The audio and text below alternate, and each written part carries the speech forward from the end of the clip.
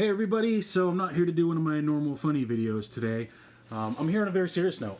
Ever since Governor Mills rolled out her executive orders this week and her plan of timeline and phases of small businesses and how they can open, we feel very offended as small business owners. And, I've never been a very political person, but today Senator Keim asked me to speak on behalf of my industry, and I greatly appreciate and support her.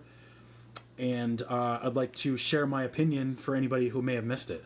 So I own Ink Maine, which is a tattoo studio this summer, 10 years in business in Rumford. Gasco Productions is also a business that started back in almost the year 2000. We are a printing and retail shirt business. We have an event hosting company as well. Fuel the Arts is a large event, a very successful expo in Maine, running 7 years now. 90% of artists in March were prepared to work the show, but Maine forced our closure.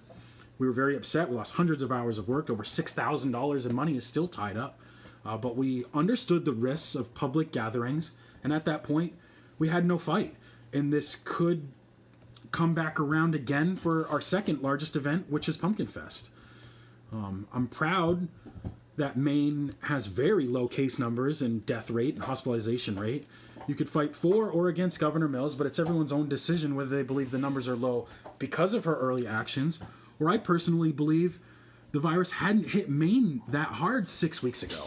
She shut down our rural parts of the state too soon, and this extension adds up to too much time for small businesses like myself. And we feel like we're not going to survive through this. I've spoke with hundreds of artists from Maine and other states, multiple senators from Maine and the health department, and they all say that Mills did not seek counsel with any of them for decisions. I have fully supported Maine, Governor Mills, Dr. Shaw, and everything through this pandemic, but now their phases and timelines are just misinformed and hurtful to small businesses like myself. Tattoo artists are highly regulated and inspected by the state to follow very strict guidelines of being sterile, properly using and disposing of PPE, and maintaining a very safe workspace, completely more so than some salons. Protocols are used to sterilize between clients, even though we're required to 100% cover all surface and tools with a film barrier to avoid cross-contamination. Not even hospitals and clinics are forced to have a barrier film on their equipment. We are trained to hold needles 8 hours a day, fearlessly, knowing the risk for bloodborne pathogens that could harm or kill us more so than this COVID airborne disease. Our protocols, in my opinion, are very much more closely related to the medical field than the salon and restaurant field, which were always grouped in together because we're inspected by the same inspectors.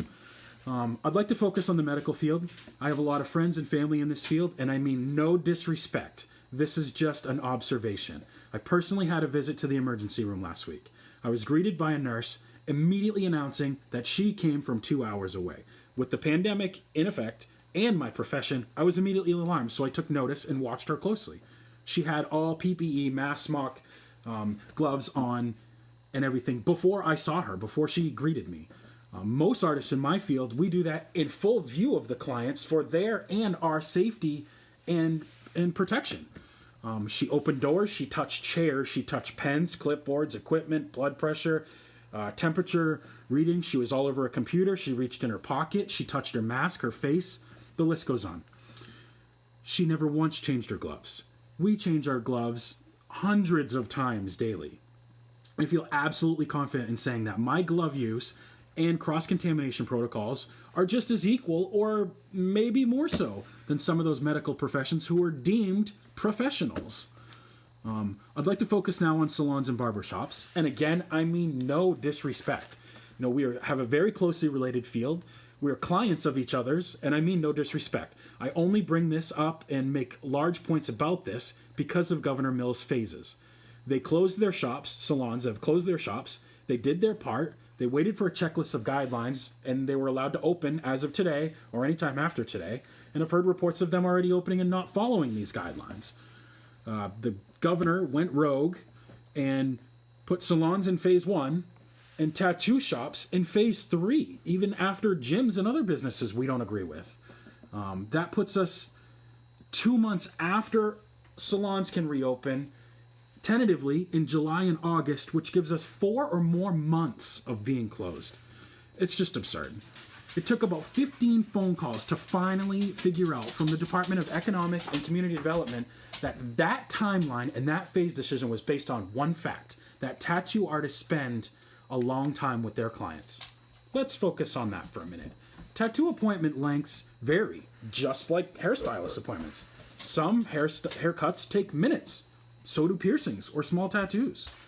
Coloring in some hair appointments takes several hours, just like large tattoos. Stylists, because of those reasons, often work on multiple clients at the same time.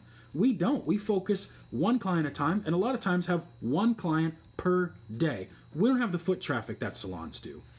Let me give you an example. Tattoo shop with 3 artists. They take 1 to 2 clients on average per day. That puts between 6 and 9 people through their business on a day. A salon with 3 stylists. 3, when most have double, triple, or more than that. 3 stylists see 20 to 30 on average clients per day. That puts them between 63 and 93 people through their door. That's a significant difference between 9 clients, 90 clients. And salons are not properly trained as we are to deal with this. And most that I've spoken with aren't ready to go back and be on the front line.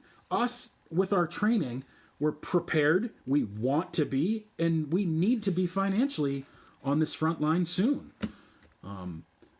If these professionals, or if these businesses right now that are opening are not properly trained, this virus could mass spread, which could hurt us as a profession more and push our closers back even farther. You know, I've seen a lot of feedback from our clients and a lot of supports. You know, and for some, we're not just doing tattoos, we're doing therapy. We have a way of covering and removing those thoughts of cancer, surgery, accident scars. I've seen thousands of families giving each other heartwarming hugs and tears through a grieving process because a tattoo can be an everlasting dedication, a way for people to move on who have lost loved ones. But Mills doesn't understand our industry. She just wants Mainers to get their hair cut. You know, we as a collection of artists are truly offended with her decisions.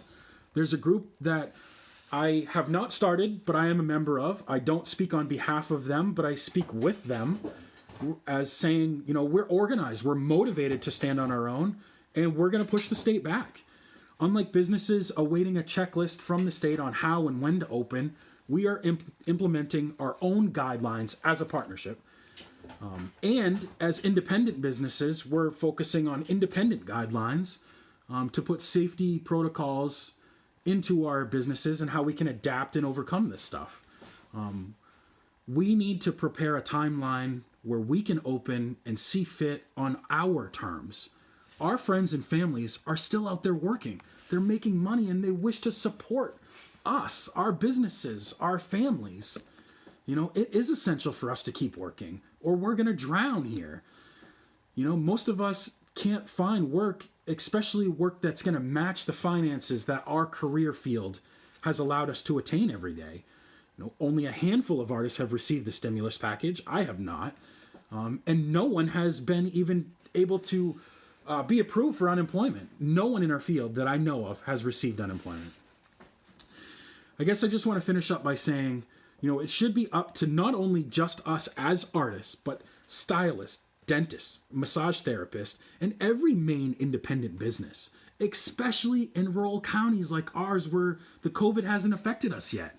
If we trust and knowingly feel secure in ourselves and deem our clients safe to contact with, especially at an appointment basis, it should be up to us as owners to set an appointment date of when we feel like we should be able to open at our own discretion. We can adapt, we can overcome, and we will survive with or without this rogue guideline and timeline of when and what we need to do. We don't need to sit back and wait and earn that badge that we can put on our door and be labeled as one of Janet Mills' little minions. You know, we're adults, we're Mainers, and we will push through this, with or without the Wicked Witch of the North.